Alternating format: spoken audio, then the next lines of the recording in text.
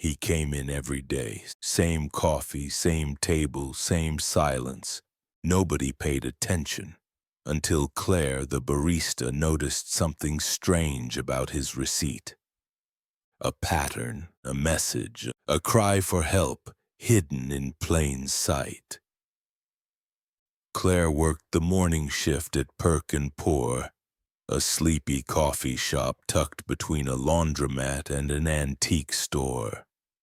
She was 22, saving for college, and knew every regular by name, except for one. He came in at 8:06 a.m. every morning.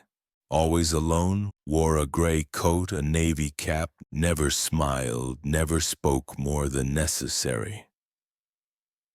He always ordered the same drink, black coffee, no sugar, paid in cash, tipped exactly $2, then sat at the back table by the window, scribbling in a tiny notebook.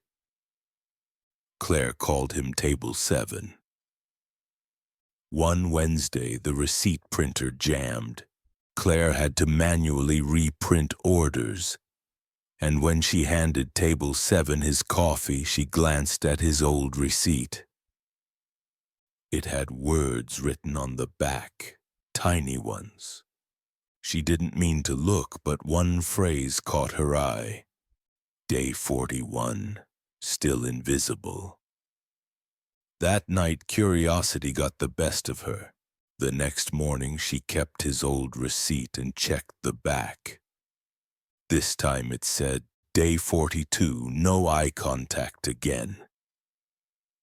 Claire felt a chill. Was he journaling, tracking something, crying for help? By day 44, the receipt read, I wonder if anyone would notice if I disappeared. Claire didn't know what to do. She asked her manager if she knew anything about the man. Oh, he's been coming here for years, she shrugged. Seems harmless. But Claire couldn't shake it, so the next morning she tried something different. When he came in, she smiled warmly, looked him in the eyes, said, Your usual, Mr. He blinked, surprised, cleared his throat. Ray, just Ray. Claire smiled again. Well, good morning, Ray. It's nice to meet you. That day he didn't write on his receipt. He just sipped his coffee and stared out the window, holding it with both hands like something warm he hadn't felt in years. Over the next few weeks, Claire greeted Ray by name. She asked him how he liked the weather, what he was reading. Slowly, he opened up. He used to be a history teacher, lost his wife 6 years ago to cancer. After that, he retired early and said the house was too quiet, life too gray. The coffee shop became his anchor. I come here to pretend I still exist, he said one morning, that someone might remember my face. Claire didn't know what to say, so she just said, I see you, Ray, I really do. And for the first time he smiled. One day Ray handed her a small worn notebook. Inside were entries, dozens of them, each one titled by date. Day 3, the barista's hair is red, reminds me of my daughter's. Day 17, someone took my table, sat anyway, didn't feel like a ghost. Day 28, the world is loud when you're alone, and too quiet when no one says your name.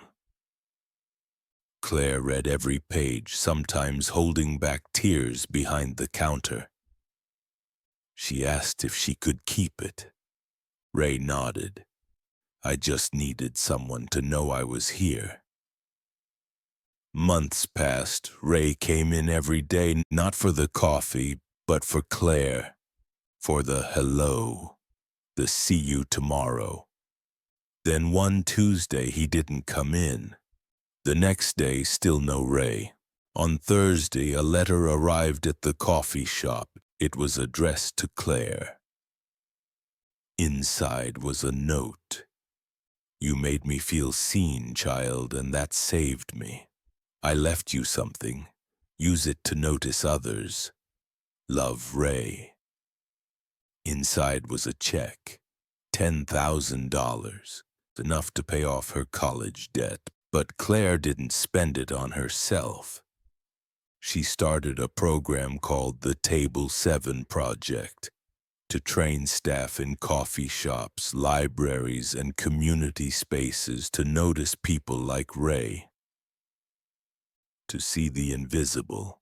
Not all heroes wear capes. Some just smile, ask questions, make space, and sometimes saving a life looks a lot like remembering someone's name. If this story touched you, pass it on.